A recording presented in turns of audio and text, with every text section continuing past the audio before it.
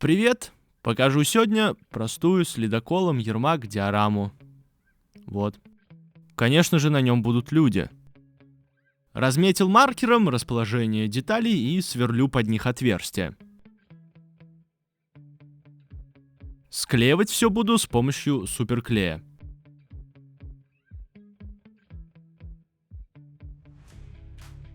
Нагреваю литник, не очень сильно его растягиваю.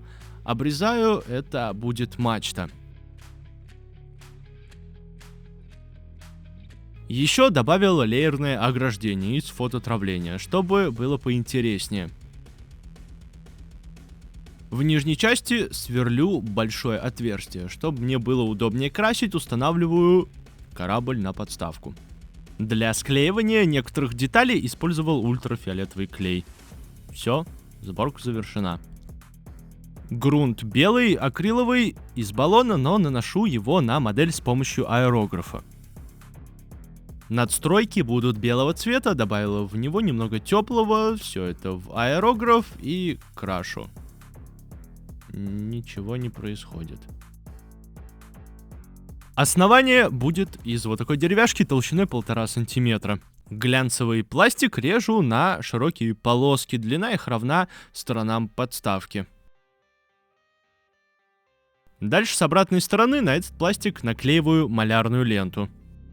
Хорошенько прижимаю и обклеиваю основу со всех сторон, особенно плотно прижимаю углы. Стягиваю все скотчем. Грунтовкой черного цвета покрываю всю поверхность.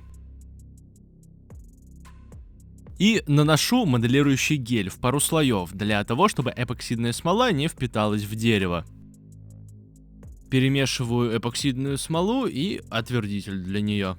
Всего будет 3 слоя, и первый черно-фиолетовый, очень темный. Выливаю. Все до последней капли. Слой очень тонкий, 3 миллиметра. Оставляю застывать. Покраска модели начну с палубы, добавляю немного замедлителя высыхания и пытаюсь все прокрасить. Кистью получается не очень, поэтому палубу я смочил водой и точечно наношу краску. За счет воды она как бы растекается по поверхности. И получается прокрасить даже самые труднодоступные места.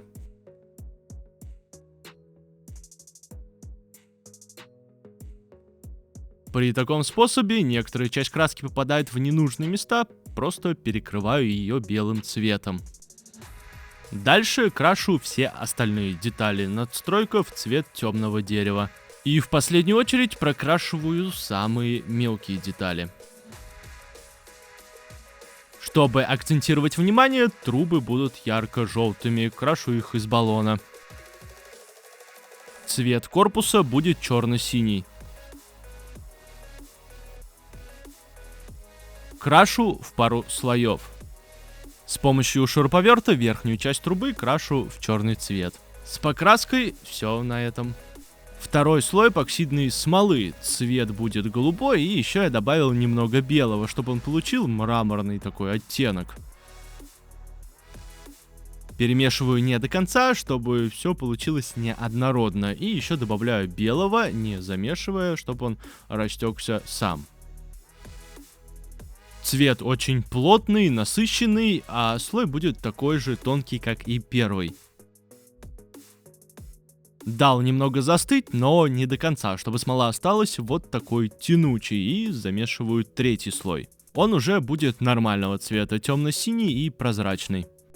Смолу на поверхность наношу небольшими каплями, и она, продавливая предыдущий слой, делает вот такой неравномерный эффект. Еще делаю грубые углубления, прям так смазываю и выливаю основную часть эпоксидки. Вот что получается. Черной смывкой придам немного выразительности ледоколу, выделяю все, что можно выделить.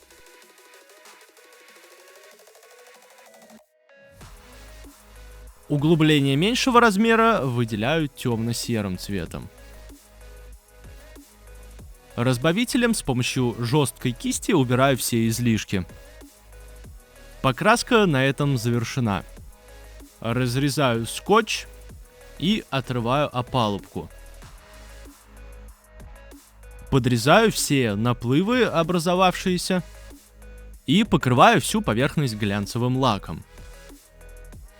Получилась вот такая небольшая рябь. Лед буду делать из защитного стекла для планшета. Снимаю одну пленку и еще вторую пленку, которую, по идее, снимать не надо, но надо. Аккуратно, по крайней мере, пытаюсь разломать все, оно очень сильно крошится, и сначала все стекляшки примеряю. Лучше все ломать вот так. Примерил все кусочки, и теперь необходимо приклеить их на чистовик. Делать это буду с помощью моделирующего геля. Каждый кусочек приклеиваю в отдельности. Долго, но... долго. Приклеив осколки большого размера, начинаю раскидывать средние и мелкие. Расчищаю путь под ледокол и, установив его на поверхность, около передней части разбрасываю мелкое стекло. И, разбросав все стекляшки, фиксирую их на поверхности с помощью специального фиксатора. Снег. Пробовал его нанести в чистом виде и получилось не очень, поэтому акриловая пудра, синий пигмент и белая краска. Все это хорошенько перемешиваю между собой. Еще пришлось каждую стекляшку перед нанесением снега загрунтовать. Снег разбавил водой, чтобы его было удобно наносить, и достаточно толстым слоем покрываю им каждую льдину. Акриловая пудра очень сильно отражает свет, поэтому получился вот такой эффект. Людей покрасил в черный цвет и аккуратненько вырезаю их.